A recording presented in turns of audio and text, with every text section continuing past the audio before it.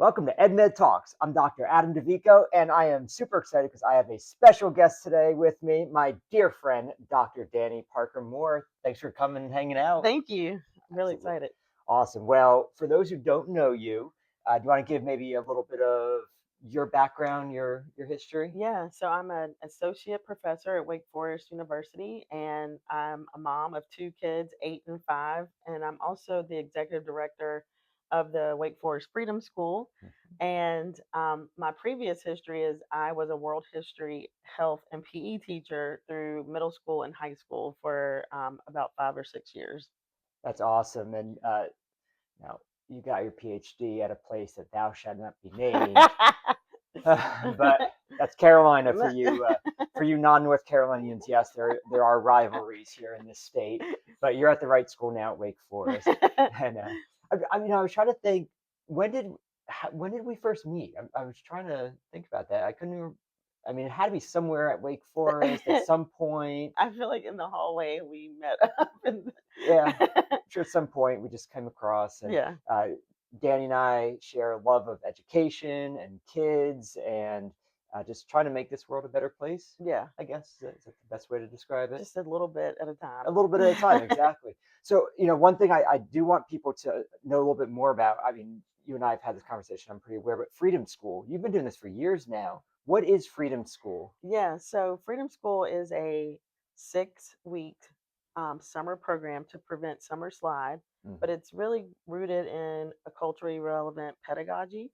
Mm. It takes college age students to be servant leader interns or the camp counselor. And the students at our site are from kindergarten through 8th grade, but Mhm. then the CDF, the Children's Defense Fund, offers the program through 12th grade. So it's a K through 12 model. And it's national. It's national. Yeah, so I mean, anyone listening to this who either maybe has if you are a family looking for something in the summer, or if you have a college Hmm. student looking for some, do they take high school students to work It or just depends on the college? site. Some Okay, sites use high school students as junior servant leader okay. interns. So it just depends. But they're all throughout the country. They're Hmm. based in college campuses, church community centers. They're just throughout school districts. Yeah, and like you said, it's a great place to prevent or help avoid that summer slide, which is a super real thing. It is, it's a real thing when you sometimes don't have any learning really from May to August. Right. So it's a great thing there. And then, obviously you're teaching at the Wake Forest and Department of Education. What are some of the courses that you teach? Yeah, so I have this semester that just ended. I have teaching diverse learners. In that class, we go over English language learners, exceptional children, culturally diverse students. So, really getting the student teachers prepared for the environment that they'll be going into. I also teach next semester. I'm excited to teach an Intro to Sociology of Education course. Oh, Um, that sounds fun. it sounds fun. I'm excited. And then I also teach sometimes like a learning sciences, educational psychology class, and a race, class, gender class. You got a wide range there. You got Yes. a good portfolio. What would you say is a thread that really goes throughout all of your courses? Yeah, they really connect basically to think about the world and society that we live in Hmm. and meeting the young people that because not everybody in our program is going to be a teacher, but Right. they're interested in some type of educational background. And so the idea is really to think about who are you serving and to think about that full human person that is there. Yeah, you're right. So when I was working in the department, I would oftentimes meet with students who were like, "Ah, I don't foresee myself being a teacher." I said, that's totally fine. But do you realize you are going to have a connection to school and education in some way, Mhm. whether it's as a parent, as a taxpayer, as Mhm. a lawmaker, Mhm. as whatever it is? Schools are the centerpiece of our society Mhm. and our communities. And so you are going to have some touch. So the more you know, That's right. that's great. So That's right. I always encourage them, take my course, take the courses, That's right. even if you have no desire to be a teacher down the line. That's right. Yeah. So one of the things I'm super excited to talk to you today about is your new book. Thank you. Congratulations! It's super exciting. I'm so Thank happy you. for you. And do you want to tell people maybe just a little bit about what it is. Yeah, so the book is coming out January 8th. It is called Let's Normalize Seeing Humanity First, an anti-racist guide to working with families and parents in schools. And the Mhm, idea is really to have educators or people that work in community that work with families and mhm. kids to think about the full humanity of parents and to really try to think more intentionally, because sometimes in the society that we live in, we often sometimes subscribe to racism, sexism, and we Mhm. might not realize that that's what we're doing. And so my book is really trying to get us to think about just the humanity of parents of color. That's awesome. I can't wait to read it. Where'd the idea come from? How was it inspired? Yeah, so I wrote the book proposal when my daughter Leanna was born in April of 2020, and during that time I was at home like many of us, and um, George Floyd was killed. Mhm, And during that time, we had what was now called racial uprisings and kind of really people thinking more about race inequality. And mhm, so I have Layana, she's a new baby, a month old. Landon was 3. And I just mhm. kept thinking to myself, I have these little people in this world. And it was really frightening to see all of that kind of play out on the television screen. But I was thinking, I work with young people. I am helping, prepare our next generation. I want to write something that they see me and my family as human as they see their families too. And so that's partly how I started writing that book proposal back then. So I've written a few books myself, and it's hard sometimes getting the motivation and the energy to do it. What were some of the hurdles for you as you were writing it, uh, or just trying to get through it? That's real. Yeah, yeah, it is real. That is real. So when I wrote that book proposal and got it like signed, Mhm. Landon was 4. Landon is 8 now. So it was It's some real. hurdles. So some of the hurdles are like just everyday parenting. Like sometimes I just got like overwhelmed thinking about the book and just thinking about I don't want to write this right now. And Mhm, then some days are better. Like I had some really good friends who we met towards the end. We were meeting every week and just signing mhm. on and encouraging each other on Zoom to like keep writing. But work gets in the way, Life, parenting, life, we family. had a death along the way. It just Yeah, stuff happens. And so, but I think at the end of the day, I was like, I have to get this done. Like I have to get this out here. And yeah. so my little kids, motivated me to get it finished. But life definitely was lifing during the whole It time. is like there's always, and I've said it, there's always an excuse not to write. Like if you ever want to find a reason not to put in the work and the writing that you can find it. Yes, I'm tired, I'm sick, I'm busy, I gotta do this. So I commend you because it is a challenge, it and, is. and I meet people all the time. Oh, how I got this book idea. I want to write it. Go write it, but understand that it is not easy, It's and not and easy. it's a commitment. But I hope you are feeling that you kind of like had another kid now. Yeah, it's, it's out here. it's out. It's scary. How are you feeling? I mean, I'm excited. Some of my social media has been like, we're excited to see it. But Hmm. then also, it's like, it's your kid. Like, you put out into the world and you Yeah. can't really protect it, or you don't know how people will Hmm. receive it. But my intent is that I hope that people receive it, receive it as like a love letter that I wrote. And Yeah. so I hope that's people understand that intention. But once it's out there, it's just out there. It's out there, and it is scary at first when it's just out there Hmm. because, like you said, you can't protect it Hmm. anymore. So it's a journey for sure. But I'm so excited for you. So obviously our society today quite polarizing in Hmm. many ways, and Hmm. uh, this book is battling, I think, in some ways, a lot of sentiment that goes around our society today. What would you say to someone who is wary about an anti-racist book like Hmm.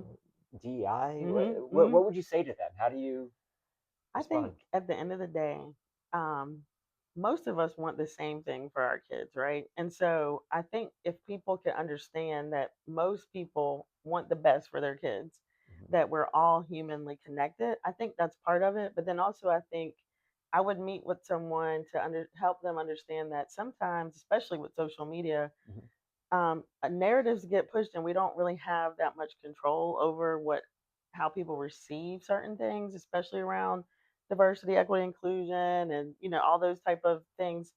And so, without going like in my students in class, like we go through a lot of history and help understand Mhm. how like policies were put in place and things like that. And so without having that opportunity, I just would really kind of help someone to say have an open mind and think at the end of the day, most parents, all of us kind of want the same thing for our kids, Mhm. and that traditionally sometimes there's been barriers and policies that have prevented all parents from being able to do just that. So there, I mean, there's a history to understand. Do you talk about the history at all in the Yeah, book? I do a little bit. So, for example, I kind of open up this book with my parents and my aunt, and so they're from Wilmington. My dad and my aunt are from Wilmington, North Carolina. Mhm. And what do you know Wilmington is? The beach. The beach, Yeah. right? So everybody in North Carolina knows that, but we did not grow up going to the beach. It was very painful for my dad to go back home because he grew up in basically Jim Crow South, Mhm. and their high school was a black high school that was affected by Brown versus the Board of Education, but they didn't close the school until like the 70s, Mhm. and they did it overnight. And so I opened the book with this story because I was at the beach, present day, and I saw a magazine with my aunt on the cover of it. Oh. And they were celebrating their high school reunion, no, their high school graduation, Mhm. because they never got a high school graduation. The Wow. black high school didn't get one because they shut it down overnight. Mhm. And then they were integrated into a local white high school. And a part of that story, I just wanted to share because your senior year is so important in high Mhm. school and everything we build around it as a society. But then to like just have that gone overnight. And I asked my aunt because I kind of did an interview with her about it. Mhm. I asked her how did she even learn about their high school closing, and it was just they saw it on the news. Like no Wow. one was told any. Like they just did it overnight, and they were going to this new high school with tension. And I try to connect that history basically back to where we are politically now Mhm. of how schools are being closed and funding, and I kind of laid that out in the book. But that's some of the history that I try to connect and try to get the reader to understand like just the human side of like how school is important to us and then to have that kind of taken away. Well, so I mean, that's not just history; that's personal history there. I Yes. mean, true ethnographer there. Yeah. That's great to include that. So the book, it's an educator's guide. It's a community member's guide towards working with parents. What would be, if you had let's maybe one or two or three of your tips? So if I'm teacher X in the school and I want to work with families of color in a more equitable way, what are some practical ways or things to even be aware of? Maybe it's not an action outwardly, but an Yeah. internal reflection. What might be a few of those ideas? I think for internal reflection is part of what I outlined is really to think about we get messages all the time about people of color, women. Hmm. Like, I do this kind of exercise in class where I ask everybody to think of like when you think of a fraternity boy, what is he wearing? Hmm. And so at Wake, they'll say like Vineyard Vines Yep. or like Yep. Sperry's, and everybody has that in their head of like Yep. something. But that's how our programming is in society, Yes. is that we basically know what we think something is, and our brain is always trying to categorize someone, Hmm. right?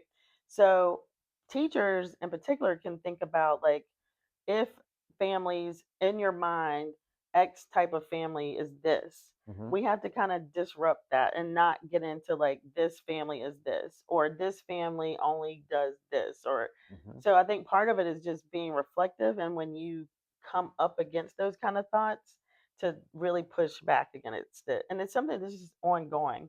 The other Absolutely. thing that I think I would say is really getting parents involved in a way that's not traditional. So, like, Hmm.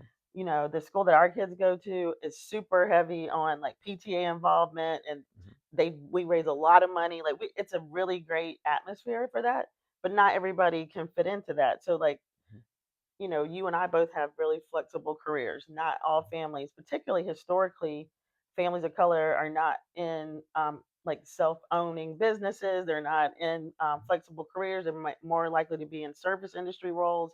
And so those type of roles do not have flexibility to come to different things throughout the day. And so if we reframe like what parent involvement is, something I outline in the book is I use something called participatory action research, which Hmm. is a method where instead of me as the researcher telling like people who are not a part of higher ed that this is the way to do it, you involve the people that are more wanting to change something. So I outlined this project where I took a group of moms Hmm. and they did the research. They went and got interviews. They like Ah, went and did focus groups. And the idea was really to figure out what was the thing that they wanted for pre-Ks in hmm. their town. But that's something you could do in a school is, have smaller focus groups, have ways that families can get involved so that they can say, what they want or use their knowledge to help drive lessons in the classroom. So I think those are just a couple of ways to think about what I'm trying to do in the book, but just have educators to think broadly and differently about how we see people and how we interact with them. All of that. And I think one of the challenges that we as educators often come up against, we think of school of how we grew up. Mhm. And I did fine in school, Mhm. therefore whatever I did must have Mhm. worked, Mhm. and therefore I shall repeat it. And Mhm. that's not always Mhm. the best way, Right. especially when we're talking decades out at times. Yes. And so it does take self-reflection, and it does take change of mindset sometimes to think about, all right, how did other people grow up? How Mhm. do other people perceive school? Mhm. I know as a principal, when I was a principal, one of the most important things for me was making sure that my front office was a welcoming place. That's right. Um, at a lower income school, I know many of my parents did not always have a great perception of school based Mhm. on their own upbringing. I had That's a right. deaf and hard of hearing population in my Mhm. school. I wanted to make sure they were welcome. Mhm. So we hung up sign language signs. I had Mhm. someone in my front office could speak in sign. Mhm. Mhm. So it's small things that, Small things. as a teacher, school leader, that you have Mhm. to think about to make sure that people do feel welcome. So I Mhm. think I'm gonna go back to what you said before. At the end of the day, I think most of us as parents want generally the same thing. We Mhm. want what's best for our kid. Yeah. And when you really drill down in schools what that looks like, there are a few pretty consistent things Mhm. that we can show. Mhm. So thinking about, I want to expand a little bit beyond just the school. I mean, because our kids are in a lot of different spaces Yes. beyond just the third grade classroom every day or Yeah. whatever it is. What are some other spaces that our families exist in, particularly parents of color, families of color, where maybe we need to rethink or reflect on how we can make it more equitable? Yeah. One of the stories, so I kind of like made it like kind of case studies also Hmm. in there. So one of the things I highlight is my mother-in-law. She passed away almost 2 years ago. She was a Boys and Girls Club like director for many years, and she tried to retire, but she she couldn't. So she went back, and so she was always encouraging me to finish this book. But one of the stories she told me was she was at this um, Boys and Girls Club, and she was kind of tasked with helping getting it going and getting everybody back involved. And it was a lot of white administrators, Hmm. and a lot of them had kind of basically said, "Well, those parents don't care; they're not going to do anything." And she outlined she hosted a parent like evening. Hmm. She got donations from the community. She like told every parent individually, please come back. Her supervisors were kind of like, they're not coming, like they had basically wrote this off. But she went individually to every parent, invited them, gave them an invitation, laid it out, like got catering sponsored, got everything laid out, and parents came. Yeah. And so part of it is like, even in those spaces, the after school programs, Hmm. the summer spaces where kids are, even with our freedom school, like parents, they bring a lot of supplies to us. They bring snacks, they want to be involved, and sometimes it's easy to think, well, this parent doesn't make this kind of money, or this parent might be doing this. But we can really bring people into the fold in after school, summer camp, anywhere that's educational, particularly spaces that are often used for kids of color for achievement issues, Hmm. or to try to um, close the achievement gap, or opportunity gap. So those are the things and places I think we could probably continue to focus on. I tell you, I have never ever had an issue getting parents to contribute when they know exactly what is needed. That's right. Yeah, like go back to what we said like 4 times now. Parents generally want what's best for their kids, and when they see that there is something good for their kids happening, Mhm. they're willing to contribute. Mhm. Whether it's box of donuts or Yes. thing of juice or something, Yes. those are things that they can contribute. Yeah, like at Freedom School, we have at the end of the year a kind of dance, Hmm. and the parents like go all out to help us with Yeah, that. And Freedom School is a free program, and right. so and a lot of it is based on our data around free and reduced income lunch, Hmm. and so they show up and show out, like they really Yeah, want to help. And so like part of it is like just reframing and not assuming that people can't or they don't want to. exactly. We I think sometimes get into the mindset of if you live in this Mhm. certain situation, you can't do this. And Mhm. that's far, far, far Mhm. from the truth. That's right. Have you experienced at all um, teachers of color with these same challenges Mhm. that perhaps white teachers Mhm. face as well with perception? Yeah. So that's a part of it is like while we know like kind of the definition of racism and who can Hmm. be like racist in systems and power, we also live in a society where people subscribe to the ideas that are often just portrayed. Hmm. So, I mean, people can have bias and people can have prejudice. And so sometimes I don't know, you saying I'm make sure I'm following you right, that Hmm. also teachers of color can have some ideas around families of color? Yeah, Yeah, yeah. okay. So yeah, so I've seen that as well where I've worked in schools that had low income Mhm. kids, and sometimes people just assume that the parents aren't they don't care or they're just not going to do something. And I remember as a new teacher at a charter school, um, the parents were so frustrated with the local public school Mhm. that they were doing everything they could, and their hope was in this charter school. Mhm. And this is early, before like charter schools as prevalent as they are Before they now. exploded, yeah. Yeah, this is like, and that just like always struck me because it was like most of the kids were low income, most of the families, parents were in service industry jobs, Mhm. and but they still had hope, like they still wanted to have something better for their kids. And not Mhm. every teacher in the school that really believed in that. They just kind of, you'll see this sometimes where people like we judge how they dress, or like for me in the morning, like it is like a mad dash to get everybody to school, and my kids are like dragging. So my thing is like you might see me in sweats and some workout gear, and I just hope you don't judge me on that. And so Mhm. like the thing is just knowing I'm doing the best I can to get my kids to school, and I'm well resourced. Right. And so sometimes we'll be in places where you'll see people, they're just like, well, they're wearing that, they don't care, and they'll make a whole judgment. And that's the thing is just like, can we back up a little bit and just think about the steps it took to get to school in the morning? We are as humans, we are so trained to make snap judgments. Mhm. That's one of my big things with first impressions, and Mhm. I've done a lot of research and Mhm.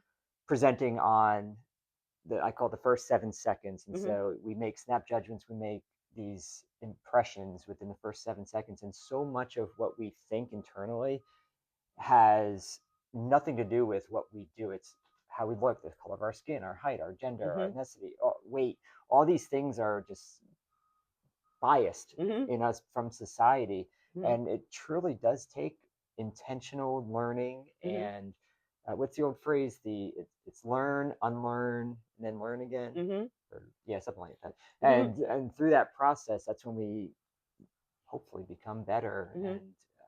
And hopefully your book will allow people, educators, community members, parents to really reflect on those things Mhm. and do better. So as we wrap up here, uh, for someone who is ready to read your book or not ready to read your book, just is interested, what's kind of your sales pitch on it? Why should they read the book? I think partly, when I this book was supposed to come out like a few months ago Hmm. before, and I think actually the timing is perfect right now because I believe that in our society we are divided, but I think people are interested and curious to like kind of fix some of the tensions that we have. In fact, like I've had a few parents that are not educators reach out and they were like they're excited to read because they want to learn more Mhm. about it. And so I feel like right now is good because we are at a point where we can decide to make this place better. And we can decide that we want all kids and families to thrive. And so we know what it feels like when things are kind of like just this tension point. But I think we also are at a point where people want something different. And so my goal is really for us just to think about seeing the full humanity of people we interact with every day and to understand that we are more alike than we are different. 100% true. So let's normalize seeing humanity first. So it is on Amazon, right? Amazon, yes. Pre-order and be available January 8th, 8th. yes. All right. Well, I'll link everything below in the show notes. And thank you so Thank much. you so much. I So appreciate it. always great seeing and Good to chatting with see you. you. Thank you. All right. Well, I know Jacqueline's not here for this interview, but I will fill in for her and wrap up with saying there's no such thing as a perfect parent, but you can be the perfect parent for your child.